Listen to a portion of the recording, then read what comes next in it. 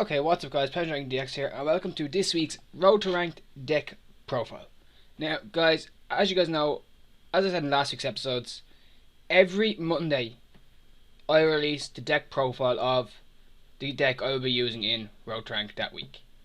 Now guys, remember guys, these are singles decks. They are not for match games or anything like that. They're just for, really just for fun, and see how far we can get in ranked with them. So this week, if you haven't read the description, is an Evolsaur Deck Profile.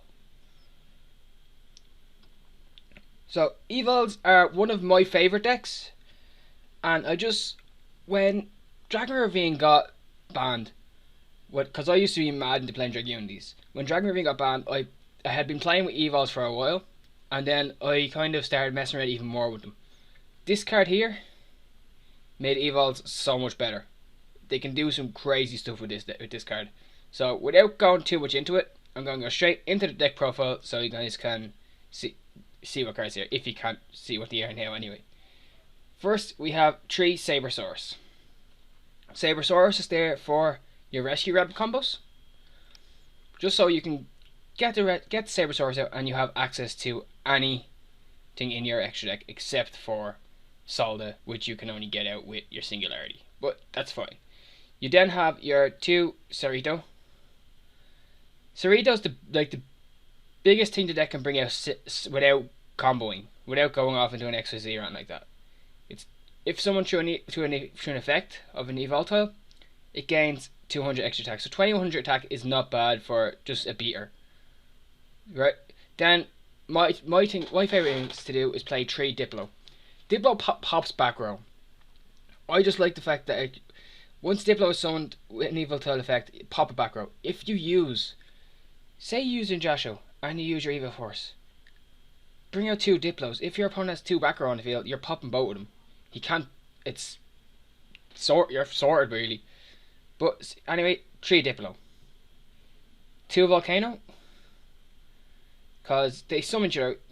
If you're in a late game and you somehow manage to get an Injasho and an Evil Force late game with any of these in your grave, 2 of them in your grave, you do it.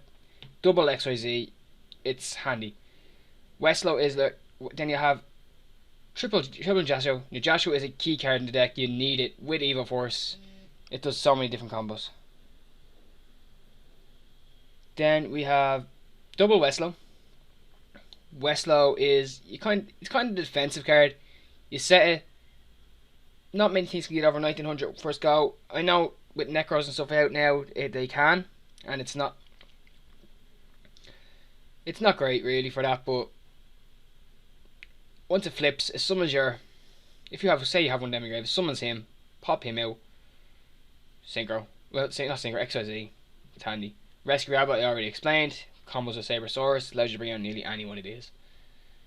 Now, this deck is very back row heavy. Well, not very, like I've seen worse, but the deck relies on not many monsters. So you'll have Book of Moon, Dark Hole, double Evo Diversity, which will let you add your Nijashos or your Westlows to your hand. You have triple Evo Force.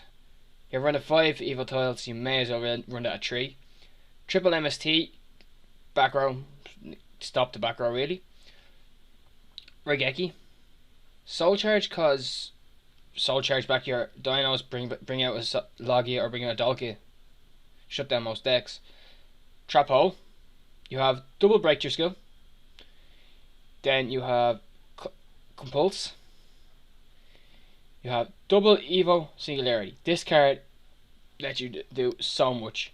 First, if you get it early game, it's not great because it's summons from the grave, but once it's out there, you literally can it brings back an Evoltile and an Evolsaur in your graveyard and overlays them into something any Evolsaur you want. I usually bring it Solda, but I've brought out Logia and Dalkia enough times. Solda his effects are amazing when it comes to most decks, and Logia and Dalkia just back him up so well. Then you have Evolutionary Bridge. This card, I haven't seen many Evil decks with it. It does come in handy. When the monster you control is targeted for an attack, you can then target 1 Evoltile monster in your graveyard. If you have, say, You're waiting for a game. Say you have your Heartland Draco, right, out on the field. It's 2,000 damage to your opponent. They bring out something big. They have 2,000 life points left. 2,000 life points left, right? You have one overlay on him. You're waiting to attack next turn. You have this set with, say, a Nijasho in your grave. They attack your Heartland Draco to get rid of it. You flip that. Bring Nijasho out. Defend. It has to target that. You're safe to attack next turn. Really, that's the main thing. Or if you have something, obviously, if you have something that's not as weak, like the attack of all these, except for him when he's summoned with a, except for Sarita when he's summoned with an Evoltile, is not as high as Nijasho's defense, so it is quite handy. Then you have double Fiendish Chain. Stopping your opponent is very nice in this deck. You need to be able to stop your opponent. You have Solemn Warning, you have Torrential, and you have Vanity. Stopping people special summoning, you can survive without it because you actually have some big enough cards. So, yeah. Then onto the extra deck, guys. We have Abyss Dweller. We have Karen Gorban. I can never pronounce his name. We have Castell. Dark Rebellion. Excite on Night. Double Dalka. Double Logia. Salda. Cowboy. Silent Honors. Ragnar Zero. Giant Hand. And Heartland Draco. Now, guys, that is the deck. I know these episodes are not going to be long because I'm not going to go into a match in these episodes.